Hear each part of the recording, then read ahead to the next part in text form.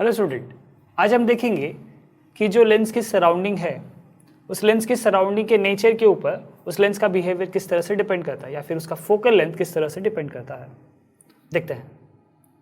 हमें पता है कि फोकल लेंथ कैसे फाइंड कर सकते हैं by using lens makers formula. क्या बोलता है lens makers formula?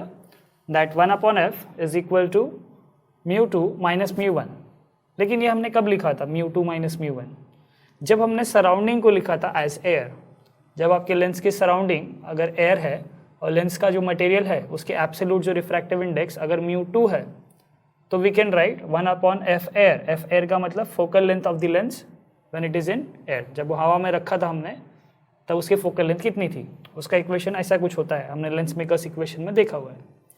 Now let's say कि अगर हम ये एयर नहीं रखें, हम कोई दूसरा मीडियम रखें, देन अगर हम कोई दूसरा मीडियम रखते हैं लेट्स से जिसके रिफ्रैक्टिव इंडेक्स का वैल्यू है μ1, उसके एब्सोल्यूट रिफ्रैक्टिव इंडेक्स का वैल्यू है μ1, सो 1/fm। fm का मतलब क्या है? 1/fm। fm का मतलब focal length of the lens in that particular medium जिसकी भी हम बात कर रहे हैं, जो हमने सराउंडिंग में रखा हुआ है। सो हम यहाँ पर सिर्फ μ2 लिख रहे थे क्योंकि हमने पहले एयर कंसिडर किया होता, राइट। बट यहाँ पर हमने सराउंडिंग ऑफ एयर नहीं कंसिडर किया। अब मैंने कंसिडर किया कोई एक ऐसा मीडियम जिसका रिफ्रैक्टिव इंडेक्स है μ1। So we will have to write μ12 minus 1 and the bracket will be same. Now μ12 को हम लिख सकते हैं μ2 upon μ1। Now let's call this equation as equation number 1 and let's call this equation as equation number 2। So जब आप 1 और 2 को divide करेंगे तो आपको क्या मिलेगा? आपको ये रेशो कुछ इस तरह से मिलेगा। ना उसमें से हमें क्या चाहिए? Focal length in that particular medium. So fm जब आप इन टर्म्स को रीअरेंज करेंगे तो fm will be is equal to μ2 minus 1 divided by μ2 upon μ1 minus 1 and ये f जो एयर में है वो राइट हैंड साइड में आके मल्टीप्लाई हो जाएगी। नाउ ये जो फॉर्मूला है ये हमें बताता है कि फोकल लेंथ किसी भी लेंस का एक पर्टिकुलर मीडियम में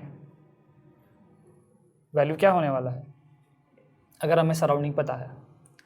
नाउ लेट्स से कि ये जो μ2 है, μ2 रिलेटिव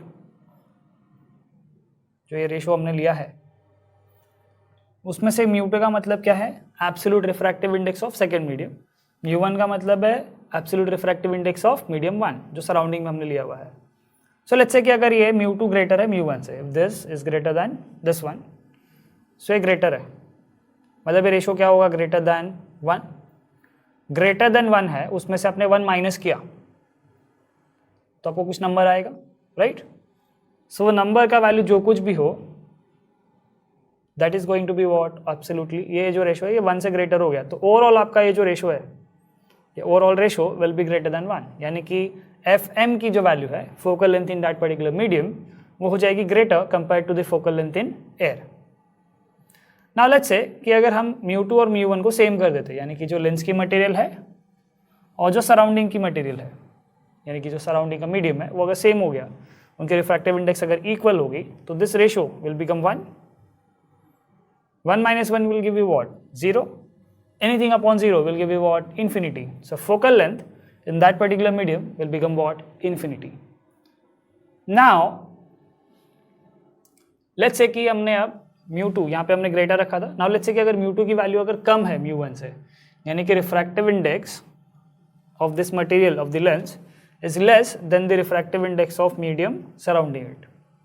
सो अगर ये वैल्यू कम है तो ये जो रेशो है μ2 अपॉन μ1 का वो क्या होगा? Less than 1, right. सो अगर ये रेशो लेस देन 1 है, लेट्स फोकस हियर, ये रेशो अगर लेस देन 1 है तो ये डिफरेंस का वैल्यू क्या आएगा? -1, राइट। माइनस में अगर वैल्यू आएगी माइनस यानी नेगेटिव, यानी कि फोकल लेंथ की वैल्यू क्या हो जाएगी? नेगेटिव हो जाएगी। इसका मतलब क्या है? लेट्स से कि एयर में आपकी फोकल लेंथ पॉजिटिव थी और जब आपने मीडियम में पुट किया तो आपको एक नेगेटिव साइन मिलेगा। नेगेटिव साइन मिलने का मतलब क्या है कि आपके पास एक कॉन्वेक्स लेंस थी जिसका लेट्स से फोकल लेंथ +5 था, लेकिन जैसे ही आपने उसको किसी एक मीडियम में डाला तो उसकी बिहेवियर कैसी होगी? कॉन्केव की तरह, राइट, क्योंकि कॉन्केव के लिए फोकल लेंथ की वैल्यू होती है नेगेटिव में। नाउ इसका कंक्लूजन क्या है कि फोकल लेंथ पॉजिटिव यानी कॉन्वेक्स की तरह बिहेव कर रहा था, आपने मीडियम में पुट किया, नेगेटिव आ रही है फोकल लेंथ, यानी कि अब वो बन गया कॉन्केव। अगर वहीं पे समझो ये नेगेटिव होता तो, यानी कि अगर एयर में अगर वो कॉन्केव की तरह बिहेव कर रहा होता तो नेगेटिव और ऑलरेडी बाहर आपको एक नेगेटिव साइन आने वाला है, मिलके कंबाइन होके क्या हो जाएगा, पॉजिटिव। यानी कि फोकल लेंथ उस मीडियम में पॉजिटिव है, यानी वो कॉन्वेक्स की तरह बिहेव करेगा। सो वी से कि अगर आपका रिफ्रैक्टिव इंडेक्स मटेरियल का कम है सराउंडिंग से, ठीक है, सो नेचर जो है लेंस का वो रिवर्स हो जाता है। यानी कि अगर कॉन्वेक्स है तो कॉनकेव की तरह बिहेव करेगा, और अगर कॉनकेव है तो कॉन्वेक्स की तरह बिहेव करेगा। सो आई होप आपको समझ में आया कि क्या होता है effect of surrounding on the focal length of a lens. Thank you.